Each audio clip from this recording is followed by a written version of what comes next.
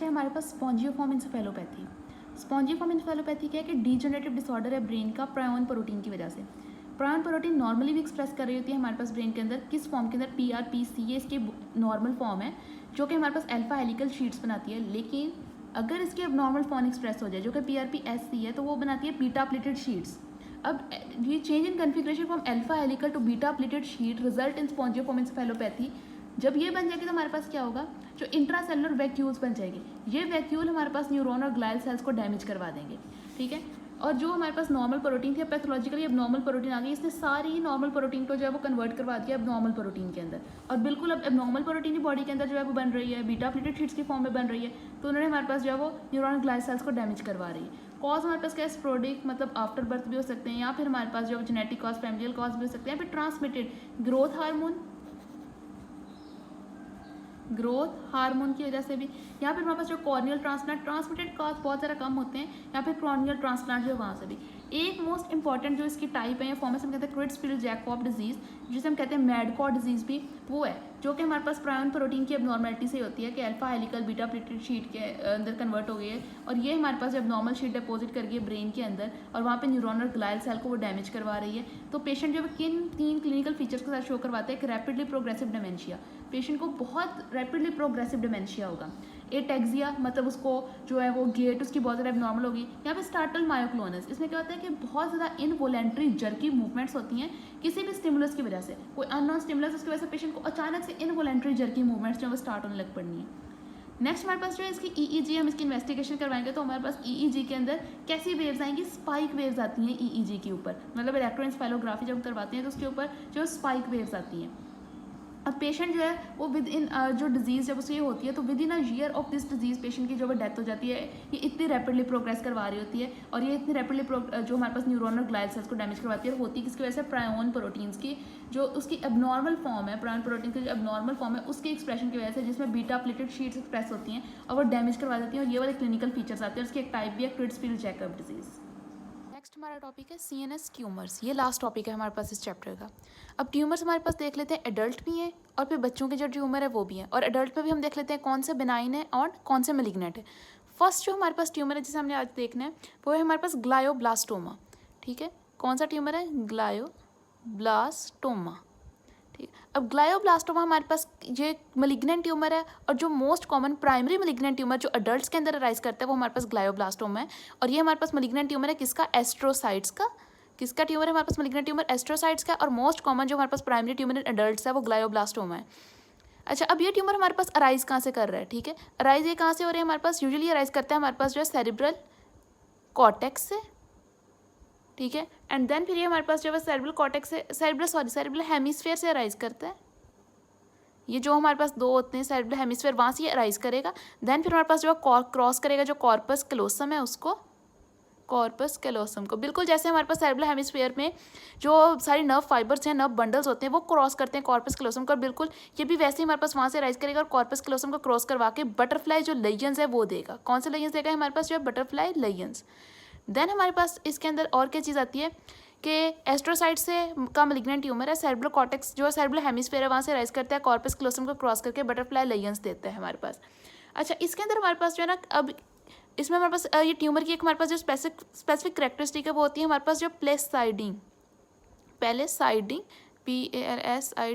ये स्पेलिंग देख लेना। प्लेसाइडिंग हमारे पास जो है ट्यूमर है। What is meant by palisading tumour, palisading tumour हमारे पास एक ऐसा ट्यूमर होता है जिसमें सेंट्रल रीजन होता है जो है वो नेक्रोसिस का, सेंटर में उसके क्या होगी, नेक्रोसिस होगी, और विच इज सराउंडेड बाय हमारे पास जो है ट्यूमर सेल्स।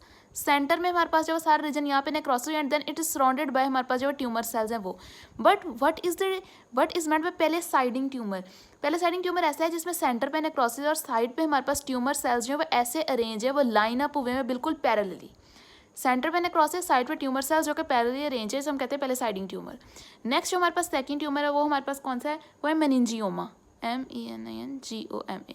अच्छा, ये मैंने बताया एडल्ट का ट्यूमर है, ये भी एडल्ट में ट्यूमर है, लेकिन ये प्राइमरी मलिग्नेंट ट्यूमर है. What is meningioma? Meningioma is a benign tumour. जो most common benign tumour adults के अंदर है वो हमारे पास मेनिंजियोमा है. यूजली राइज करता है फ्रॉम मेनिंजिस से. मेनिंजिस भी कौन सी? एरेक्नॉइड जो सेल्स है. हमें पता है 3 तरह के मेनिंजिस होते हैं, ड्यूरा मैटर, पाया मैटर और एरेक्नॉइड मैटर. अब मेनिंजिस हमारे पास ये 3 बनाती हैं मिलकर. तो जो एरेक्नॉइड हमारे पास जो सेल्स हैं ये वहाँ से राइज करता है हमारे पास मेनिंजिस वाला. जो कि मैंने बताया बिनाइन ट्यूमर है, तो ये हमारे पास बिल्कुल एक कंप्रेस्ड और इन्वेड नहीं करता है, अपनी जगह पर रहता है. पेशेंट जो प्रेजेंट कैसे करता है? मोस्ट इंपॉर्टेंट पेशेंट जो है वो हमारे पास वो सीजर्स के साथ प्रेजेंट करवा रहा होता है. ठीक है. उसके अलावा नेक्स्ट हमारे पास इसके अंदर चीज़ क्या आती है? अब इसका हमारे पास की फीचर हमें बताते हैं कि पहले साइडिंग ट्यूमर है. यहाँ पे की फीचर क्या है? इसमें हमारे पास समोमा बॉडीज होती हैं.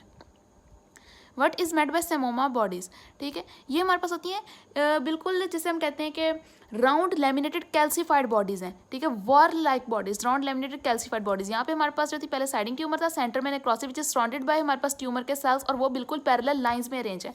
यहाँ पे हमारे पास राउंड जो लेमिनेटेड कैल्सीफाइड बॉडीज है वो, और ये राइज करता है रेक्नोइड सेल से. और सीजर जो हमारे पास इस पेशेंट की प्रेजेंटिंग कंप्लेन जो होती है वो सीजर्स होते हैं. थर्ड हमारे पास जब ट्यूमर आता है हम कहते हैं शेवानोमा. ये हमारे पास जिस तरह नाम शो कर रहा है कि अराइज करेगा हमारे पास कहाँ से? ये भी एडल्ट्स का ट्यूमर है. ये अराइज करता है शेवान सेल्स के अंदर. चूंकि हमें पता है कि शेवान सेल्स जो है हमारे पास वो क्या करवाते हैं? माइलिनेशन करवाते हैं जो पेरिफेरल नर्वस सिस्टम है वहाँ पे. तो मोस्टली इसके वजह से जो एरिया अफेक्ट होता है हमारे पास वो नर्व्स अफेक्ट होती हैं. स्पेशली हमारे पास जो वो 8th क्रेनियल नर्व जो होती है वो अफेक्ट होती है, जिसकी वजह से पेशेंट जो है प्रेजेंट करवाता है हमारे पास जो है हियरिंग लॉस के साथ, और साथ में हमारे पास जो है टिनाइटस के साथ. ठीक है. एंड देन हमारे पास और इसमें क्या चीज़ होती है? एक हम कहते हैं इसके अंदर ना S100 जो है वो पॉजिटिव है. What is meant bye S100 positive? जब हम इसके अंदर जो इम्यूनोहिस्टोकेमिकल स्टेनिंग करवाते हैं तो हमारे पास एक प्रोटीन होती है S100 प्रोटीन. वो प्रोटीन हमारे पास जो है वो आती है इम्यूनोहिस्टोकेमिकल स्टेनिंग के ऊपर. तो इस वजह से हम कहते हैं कि ट्यूमर जो है वो हमारे पास S100 पॉजिटिव है. थर्ड एक और चीज़ के जो न्यूरोफाइब्रोमेस्टोसिस टाइप 2 है उसमें ये बायलेटरली प्रेजेंट करवाता है. शेवानोमा शेवान सेल्स का ट्यूमर है. मोस्टली हमारे पास जो है वो नर्व्स को अफेक्ट करता है, स्पेशली 8th क्रेनियल नर्व, जिसकी वजह से हियरिंग लॉस होगा और साथ में टिनाइटस होगा. S100 पॉजिटिव है ये हमारे पास. और न्यूरोफाइब्रोमेस्टोसिस के अंदर ये हमारे पास जो बायलेटरल ट्यूमर मतलब बायलेटरल ट्यूमर सीन होता है जो न्यूरोफाइब्रोमेस्टोसिस टाइप 2 है उसके अंदर. अब नेक्स्ट जो हमारे पास ट्यूमर है उसका नाम है हमारे पास ओलिगोडेंड्रोग्लाइयोमा.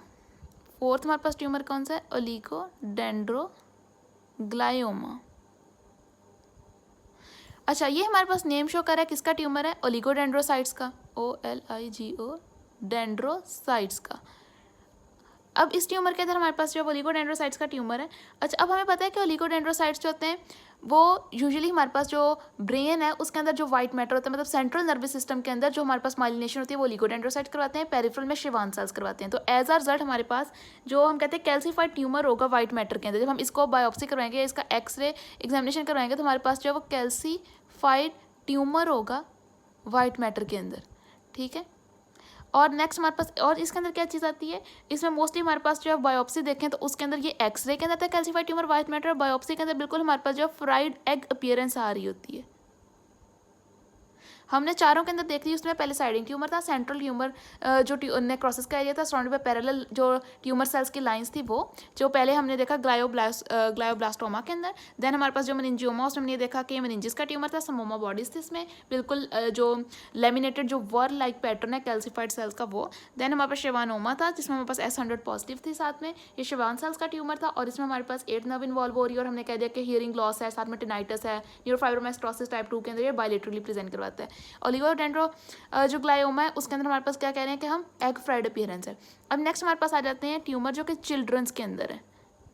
ठीक है. एक हम लोग देख लेते हैं. हमारे पास ट्यूमर है एस्ट्रोसाइटोमा. एज नेम शोज के हमारे पास ट्यूमर किससे अराइज कर होता है? मोस्टली एस्ट्रोसाइट से. एस्ट्रोसाइट के ट्यूमर है और ये बच्चों के अंदर होता है हमारे पास. स्पेशली मोस्ट कॉमन ट्यूमर है चिल्ड्रन के अंदर और अराइज करते हैं सेरिबेलम में. ठीक है. अब इसके अंदर हमारे पास जो है ना इसे हम कहते हैं रोजेंथियल जो फाइबर्स है वो प्रेजेंट होते हैं. रोजेंथियल जो फाइबर्स हैं वो प्रेजेंट हैं. What are Rosenthal fibres? Thick eosinophilic process हैं एस्ट्रोसाइट्स की. जब हम इसकी बायोप्सी करवाते हैं तो हमें रोजेंथियल फाइबर्स मिलते हैं which are thick eosinophilic process of the astrocytes.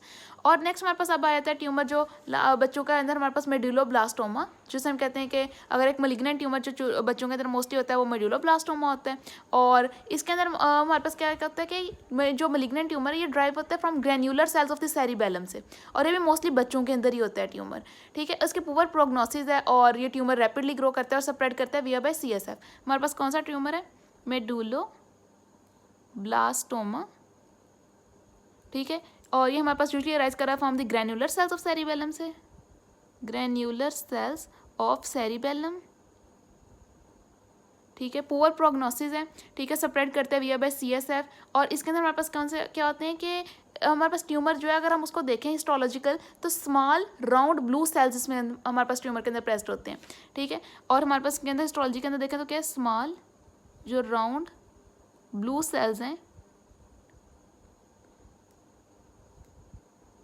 एक स्पेसिफिक वर्ड है जिसे हम कहते हैं होमर राइट रोजेट्स, वो प्रेजेंट है इसके अंदर।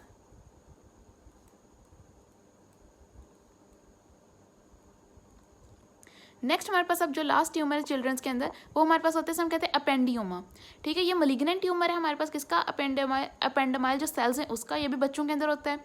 नेक्स्ट हमारे पास यूजली राइज कहाँ से कर होता है, फोर्थ वेंट्रिकल से। अब फोर्थ वेंट्रिकल से राइज कर रहा है, वहाँ पे ट्यूमर आ गया है तो ब्लॉकेज हो जाएगी हमारे पास सेरेब्रोस्पाइनल फ्लूइड की, तो as a result patient hydrocephalus के साथ प्रेजेंट करवा रहा होगा। और इसके अंदर हमारे पास क्या होते हैं कि पेरीवास्कुलर जो सूडो रोजेट्स हैं वो प्रेजेंट हैं जो बायोप्सी के अंदर आते हैं, ठीक है। अब ये पेरीवास्कुलर सूडो रोजेट्स के भी ट्यूमर की अरेंजमेंट ही है, इसके अंदर सेल्स जो होते हैं वो अरेंज होते हैं अराउंड द सेंट्रल स्ट्रक्चर, लेकिन सूडो मतलब कि वो सेंट्रल स्ट्रक्चर जो प्रॉपर ल्यूमन नहीं है, लेकिन सेल्स जो है वो अरेंज है around the central structure. Third हमारे पास जो ट्यूमर है वो हमारे पास कौन सा है, जिसे हम कहते हैं अपेंडियोमा। ये हमारे पास यूजली अराइज कहाँ से कर रहा है, हमें पता है अपेंडेमाइल सेल से। कहाँ पर है, ये बच्चों के अंदर है, ठीक है। और राइज मतलब अपेंडेमाइल सेल्स जो है वो उनका ट्यूमर है, राइज कहाँ से करते हैं हमारे पास जो फोर्थ जो वेंट्रिकल्स है उसके अंदर, और VENT, ठीक है। और बच्चा कैसे प्रेजेंट करता है, हाइड्रोसेफलस के साथ। और बायोप्सी हमारे पास क्या शो करवा रही होती है, सूडो, ठीक है। पेरीवास्कुलर हमारे पास जो है वो सूडो रोजेट्स, पेरीवास्कुलर सूडो रोजेट्स हमारे पास हैं क्या कि जो ट्यूमर सेल्स है वो अरेंज हुए होते हैं हमारे पास अराउंड द सेंट्रल स्ट्रक्चर, और वो स्ट्रक्चर जो है वो ल्यूमन नहीं होता, वो नॉर्मल स्ट्रक्चर होता है, ठीक है। ये हमारे पास हो गया सारा ट्यूमर्स ऑफ CNS।